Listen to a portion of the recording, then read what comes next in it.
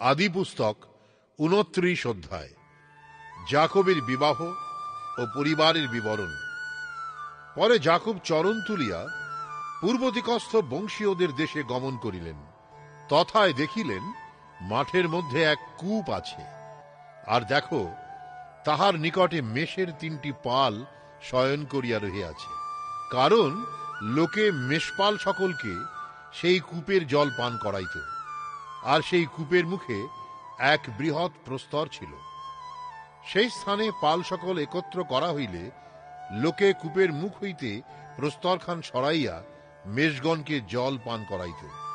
পরে পুনর্বার কূপের মুখে যথাস্থানে সেই প্রস্তর রাখিত। আর যাকব তাহাদিগকে বলিলেন, ভাই সকল, তোমরা কোন স্থানের লোক? তাহারা কহিল, আমরা হারন নিবাসী। তখন তিনি বলিলেন, নাহরের পৌত্র লাবনকে চিনো কিনা? তাহারা কহিল, চিনি। তিনি বলিলেন, তাহার মঙ্গল তো? তাহারা কহিল, মঙ্গল। দেখো, তাহার কন্যা রাহেল মেষপাল লইয়া আসিতেছেন। তখন তিনি বলিলেন, দেখো, এখনো অনেক বেলা আছে, পশুপাল একত্রকরণের সময় হয় নাই। তোমরা মেষগণকে জল পান করাইয়া পুনর্বার চরাইতে লইয়া যাও। তাহারা কহিল, যতক্ষণ পাল সকল একত্র না হয় ততক্ষণ আমরা তাহা করিতে পারি না। পরে কূপের মুখ হইতে প্রস্তরখান সরানো যায়, তখন আমরা মেষদিগকে জলপান করাই। যাকব তাহাদের সহিত এইরূপ কথাবার্তা কহিতেছেন, এমন সময় রাহেল আপন পিতার মেষপাল লইয়া উপস্থিত হইলেন, কেননা তিনি মেষপালিকা ছিলেন। তখন যাকব আপন মাতুল লাবনের কন্যা রাহেলকে ও মাতুলের মেষপালকে দেখিবা মাত্র নিকটে গিয়া কূপের মুখ হইতে প্রস্তরখান সরাইয়া তাহার মাতুল লাবনের মেষপালকে জল পান করাইলেন। পরে যাকব রাহেলকে চুম্বন করিয়া উচ্চৈস্বরে রোদন করিতে লাগিলেন। আর আপনি যে তাহার পিতার কুটুম্ব ও রিবিকার পুত্র, যাকব রাহেলকে এই পরিচয় দিলে রাহেল দৌড়িয়া গিয়া আপন পিতাকে সংবাদ দিলেন। তাহাতে লাবন আপন ভাগিনেও যাকবের সংবাদ পাইয়া দৌড়িয়া তাহার সহিত সাক্ষাৎ করিতে গেলেন, তাহাকে আলিঙ্গন ও চুম্বন করিলেন ও আপন বাটিতে লইয়া গেলেন। পরে তিনি লাবনকে উক্ত সমস্ত বৃত্তান্ত জ্ঞাত করিলেন। তাহাতে লাবন কহিলেন, তুমি নিতান্তই আমার অস্থি ও আমার মাংস। পরে যাকব তাহার গৃহে 1 মাস কাল বাস করিলেন। পরে লাবন যাকবকে কহিলেন, তুমি কুটুম্ব বলিয়া কি বিনা বেতনে আমার দাস্যকর্ম করিবে? বলো দেখি, কি বেতন লইবে? লাবনের 2 কন্যা ছিলেন, জ্যেষ্ঠার নাম লেয়া ও কনিষ্ঠার নাম রাহেল। লেয়া মৃদুলোচনা, কিন্তু রাহেল রূপবতী ও সুন্দরী ছিলেন। আর যাকব রাহেলকে ভালোবাসিতেন।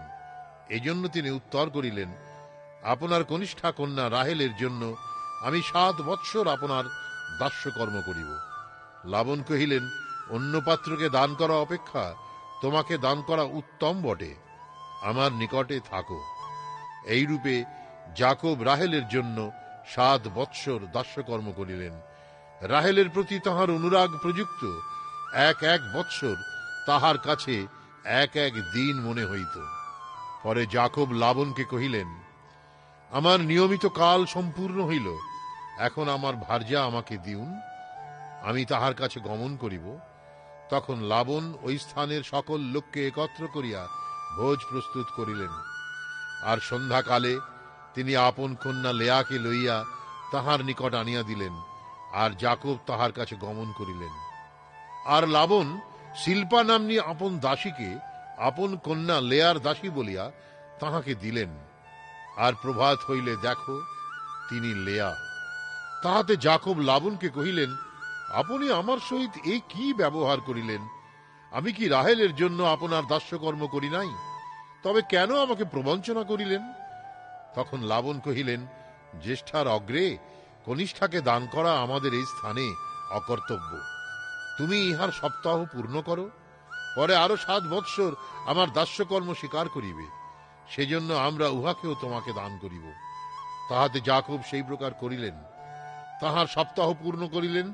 পরে লাবন তাহার সহিত আপন কন্যা রাহেলের বিবাহ দিলেন। আর লাবন বিল্হা নাম্নী আপন দাসীকে রাহেলের দাসী বলিয়া তাহাকে দিলেন। তখন তিনি রাহেলের কাছেও গমন করিলেন এবং লেয়া অপেক্ষা রাহেলকে অধিক ভালোবাসিলেন এবং আরো 7 বৎসর লাবনের নিকট দাস্যকর্ম করিলেন। পরে সদাপ্রভু লেয়াকে অবজ্ঞতা দেখিয়া তাহার গর্ভ মুক্ত করিলেন, কিন্তু রাহেল বন্ধা হইলেন। আর লেয়া গর্ভবতী হইয়া পুত্র প্রসব করিলেন ও তাহার নাম রুবেন, পুত্রকে দেখো রাখিলেন। কেননা তিনি কহিলেন, সদাপ্রভু আমার দুঃখ দেখিয়াছেন, এখন আমার স্বামী আমাকে ভালোবাসিবেন। পরে তিনি পুনর্বার গর্ভবতী হইয়া পুত্র প্রসব করিয়া কহিলেন, সদাপ্রভু শুনিয়াছেন যে আমি ঘৃণার পাত্রী, তাই আমাকে এই পুত্রও দিলেন, আর তাহার নাম শিমিয়ন, শ্রবণ রাখিলেন। আবার তিনি গর্ভবতী হইয়া পুত্র প্রসব করিয়া কহিলেন, এবার আমার স্বামী আমাতে আসক্ত হইবেন, কেননা আমি তাহার জন্য 3 পুত্র প্রসব করিয়াছি। অতএব তাহার নাম লেবী, আসক্ত রাখা গেল। পরে পুনর্বার তাহার গর্ভ হইলে তিনি পুত্র প্রসব করিয়া কহিলেন, এবার আমি সদাপ্রভুর স্তব গান করি। অতএব তিনি তাহার নাম জিহুদা, স্তব রাখিলেন।